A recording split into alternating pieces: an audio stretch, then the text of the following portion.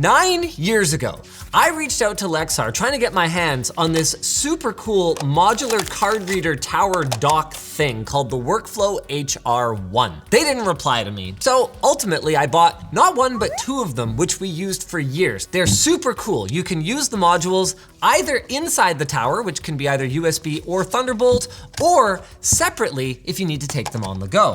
Only one small problem. Lexar totally abandoned this product line, is what I used to say. Not only did Lexar send me the brand new workflow, but they actually sponsored this video checking it out. And this thing looks absolutely sick. Now, instead of being Thunderbolt 2 or USB 3, it is Thunderbolt 4.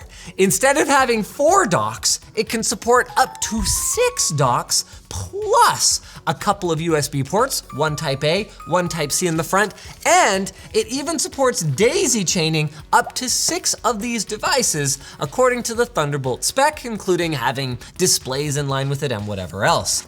It even supports USB power delivery, so if you have, say for example, your MacBook hooked up to it or something like that, you can charge your MacBook at up to 140 watts while you use it. We'll get to that in a second. First, I want to take a closer look at this bad boy. There's our 140 watt charging, there's our Thunderbolt port, and there's our Thunderbolt daisy chain. There's a cooling fan. There's a cooling fan intake. I guess we've kind of covered it. Oh, no, we haven't. Right, not all of the bays at the front are made equal. 2 of them are 40 gigabit per second, so that's the maximum speed supported by Thunderbolt 4, and then the other 4 are 10 gigabit per second. And the savvy among you are probably going to have figured out that you're not going to be able to saturate all 6 of these bays at exactly the same time. The construction is aluminum, feels quality, especially when you compare it to the plastic construction of the old one. And oh, I'm curious, will the old modules, oh, nope, not even close. Let's see what else comes in the box. Okay, professional workflow. Customize your needs with versatile modular readers and portable SSDs. We've got support for dual slot SD UHS-2, a regular SD and a micro SD UHS-2, portable SSDs in 2 and 4 terabyte flavors, as well as support for CF Express 4.0 Type A and Type B, with backwards compatible for CF Express 2.0. We've also got a Thunderbolt cable. They say this is this a GAN brick? Yeah, okay, 140 watt GAN brick. And then adapters that I don't need for international plugs. Yep, that's a short cable. Thunderbolt 4 has some issues. We've overlooked something, haven't we? In the box, you might have noticed there isn't a single module. Yeah, just like the old one, it's not a cheap solution. The SD card module is gonna cost you around 50 bucks. The CF Express modules are around 100 bucks. And the SSDs are $300 and $500 respectively for the different capacities.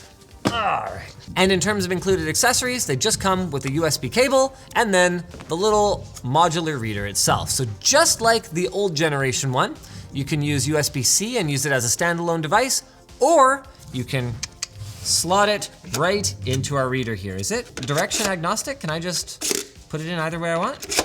Oh yeah, okay, cool. It seems to not care, but all the text goes this way, so I'm gonna keep it consistent. Oh, this is a 40 gigabit per second module. Cool, let's put it in that side. Oh, okay, I got a 2 terabyte SSD. Let's go ahead and throw that in a 40 gigabit per second module. CF Express is so friggin' expensive. This CF Express Type B card, 1 terabyte, is $1,000. And I don't think Lexar is even that out of touch with the market reality for this one. Like, it's just, these are really expensive cards. Gee, I wonder why that standard hasn't really taken off. Christmas party. Yeah, for sure, buddy. One last thing, they also include a Type A to Type C adapter in the box. All right, I'm gonna put my Type A in the other 40 gigabit per second slot. There we go. Do I have a micro SD? Yeah. Oh, there was one that was still in box that I could have unboxed. All right, well there you go. That's the unboxing experience. Man, did they send over all of this media for this video? Dude, do they know that I would have done this for not the sponsorship, for just like this really expensive media? Yeah, cut that. All right. Got all the Lexar, baby.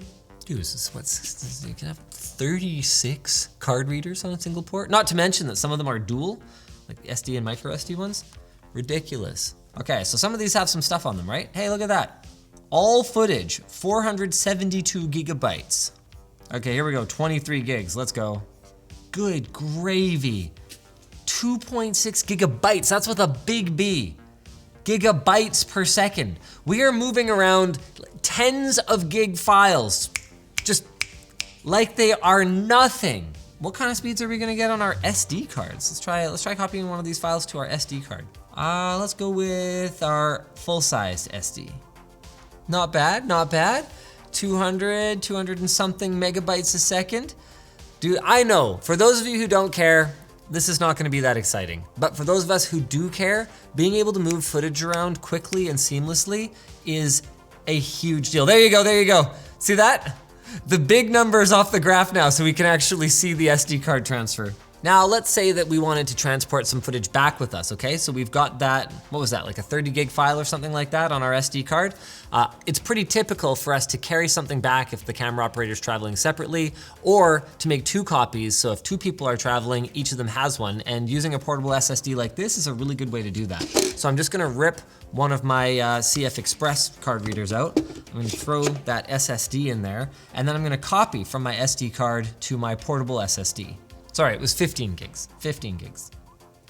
She's cooking at around 240, 250 megabytes a second, which is about what we'd expect for a V90 SD card.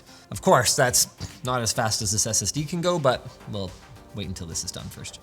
Now let's try pulling off of our CF Express Type B and throwing that onto our SSD. Man, this makes me wish we did shoot on CF Express. I don't want to pay for CF Express, but boy, do I ever like the speeds. Like, yeah, just casual 850 megabytes a second, no problem. We'll shoot that, we'll shoot TechLink on them. We shoot TechLinked on CF Express? Why? Ingest speed. Oh, for exactly this reason. Because TechLinked is edited and uploaded the same day it's shot, every second counts. So sitting and waiting, 10, 15, 20 minutes for ingest, not really an option, especially when you can do it instantly like this. All right, now let's take one of those files. Let's take our 23 gig file and copy it off of our SSD onto our desktop. Okay, it looks like this SSD will do anywhere in the neighborhood of around 850 to 900 megabytes a second, whether we're reading or writing. That's a little shy of what Lexar said we might be able to see in the real world, but still fast enough that you are able to move footage around extremely quickly. Lexar wanted us to point out that the SSD is IP68 water resistant and comes with a 5-year warranty, and the rest of the modules come with 3-year warranties and include appropriately rated USB-C cables. You can't take that for granted anymore. So the CF Express ones come with 40 gigabit per second rated ones, and the SD ones come with 10 gigabit per second rated ones. I, for one, am super happy to see this back. I know that this won't be that meaningful to some of you, but to me, it is a pretty freaking big deal. It might be too much to ask, but I'd love to see Lexar expand the lineup. I mean, it's just Thunderbolt and USB ports, so conceivably, nothing would prevent someone from, creating a third-party USB accessory, USB hub or something like that plugs into it if it's sitting on the desk right next to your computer, or a carrier sled that allows you to put an M.2 drive in and then just kind of close it up and pop it in there. I mean, the sky's kind of the limit when it comes to modular stuff like this. Just gotta see the ecosystem be built out, and don't make me wait 9 years for an update.